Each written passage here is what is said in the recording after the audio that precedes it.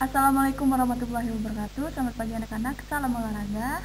Bagaimana kabarnya hari ini? Semoga kalian selalu sehat dan dalam lindungan Allah Subhanahu wa Ta'ala. Oke, baiklah, sebelum masuk materi, ada baiknya kita berdoa agar pelajaran hari ini berjalan dengan lancar ya. Berdoa dalam hati masing-masing. Mulai. Berdoa selesai. Oke, baiklah, untuk materi hari ini di pembelajaran 4. Anak-anak buka pembelajaran 4 ya, di halaman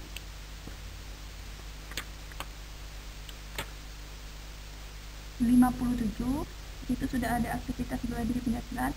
Namun sebelum kita memasuk dalam aktivitas bela diri pencaksilat, kita tahu dulu sejarah pencaksilat. Jadi pencaksilat sendiri merupakan asli budaya Indonesia yang berkembang hingga saat ini ya.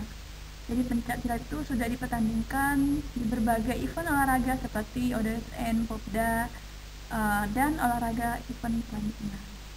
Jadi banyak event-event olahraga yang sudah dipertandingkan untuk cabang pencaksilat ya. Nah, di sini sudah dijelaskan aktivitas pembelajaran pukulan dalam pencaksilat ya.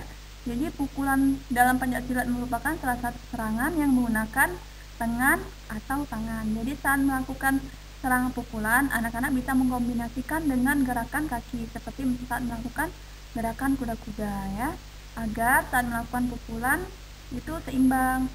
Kemudian kombinasi antara gerakan pukulan dan kuda-kuda pada gerak dasar lokomotor dan lokomotor. Jadi gerak dasar lokomotor pada saat melakukan pukulan dan kuda-kuda apabila anak-anak melakukannya dengan berpindah tempat itu disebut dengan gerak dasar lokomotor. Namun apabila anak-anak melakukan pukulan tidak berpindah tempat itu disebut dengan gerak non lokomotor. Jadi sesuai dengan lihat lawannya ya. Apabila lawannya dia ada di sebelah kiri, maka kita juga harus bergerak ke sebelah kiri ya. Untuk selanjutnya dalam pencaksilat ada yang namanya gerak pukulan. Bukan hanya pukulan, namun juga ada tendangan. Namun pada pembelajaran hari ini Ibu akan membahas tentang gerak dasar pukulan dulu ya yang dalam pencaksilat. Jadi pukulan dalam pencaksilat itu ada beberapa macam. Jadi untuk yang pertama Ibu akan membahas tentang pukulan depan. Jadi di sini anak-anak bisa melihat pada gambar pukulan depan.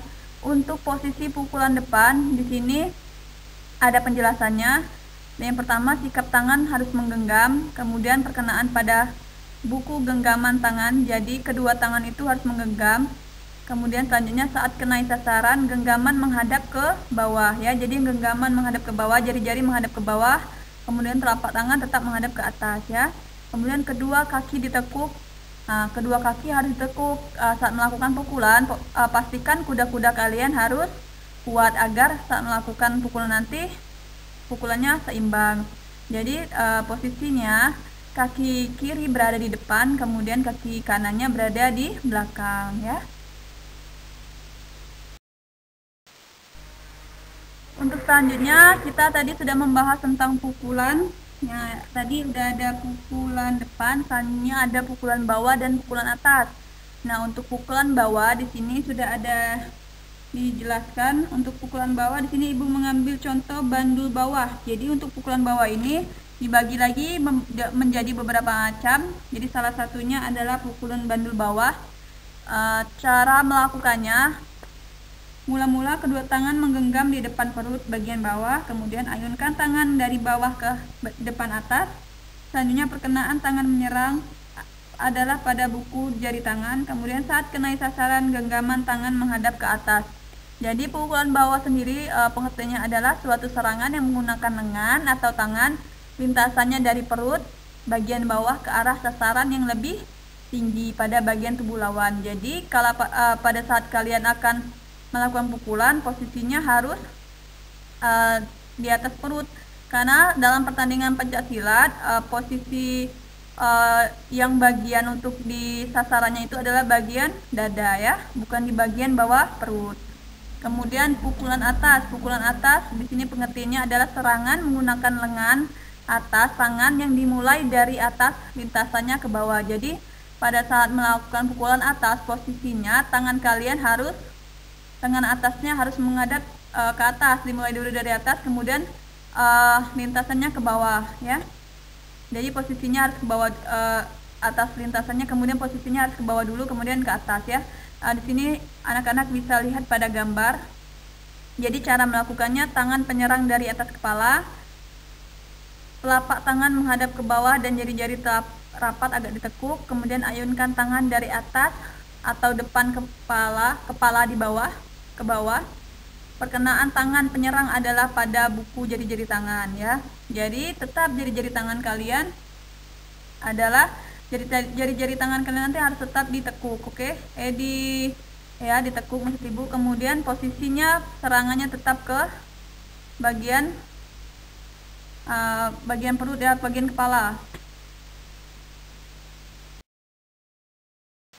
Nah, di sini sudah ada selanjutnya pukulan samping. Jadi pukulan samping ini ada beberapa macam. Nah, di sini Ibu contohkan satu pukulan, yaitu pukulan pedang. Jadi pukulan samping sendiri penjelasannya adalah pukulan yang menggunakan tangan diawali dari samping badan si penyerang. Jadi nanti posisinya kalian menyamping ya. Jadi kakinya, kedua kaki agak ditekuk, tetap melakukan kuda-kuda ya. Nah, kemudian ambil sasaran di bagian samping dada. Nah, jadi untuk pukulan samping ini kan ada pukulan samping pedang. Jadi pukulan samping pedang sendiri kalian lihat di atas tuh ada contohnya, gambarnya. Cara melakukannya, yang pertama tangan terbuka, kemudian jari-jari rapat dan berada di samping badan. Yang kedua, siku ditekuk sehingga telapak tangan berada lebih tinggi dari siku. Selanjutnya, yang ketiga, ayunkan tangan ke arah depan mendatar. Selanjutnya yang terakhir, perkenaan tangan pada sisi tangan dalam keadaan terbuka dan jari-jari rapat. Jari-jarinya tetap rapat ya, agar pada saat melakukan pukulan tetap ada powernya. Nah, ini untuk selanjutnya pukulan yang terakhir, yaitu pukulan siku. Jadi pukulan siku sendiri penjelasannya adalah suatu serangan yang menggunakan lengan dengan cara siku ditekuk sedemikian rupa sehingga perkenaan lengan yang menyerang adalah pada siku. Jadi saat kalian menyerang itu posisinya siku itu harus di depan dan mengenai bagian sasaran, yaitu dada ya. Kemudian pukulan siku sendiri dapat dibagi menjadi beberapa macam, namun pada saat pembelajaran ini Ibu mengambil contoh yaitu pukulan siku depan.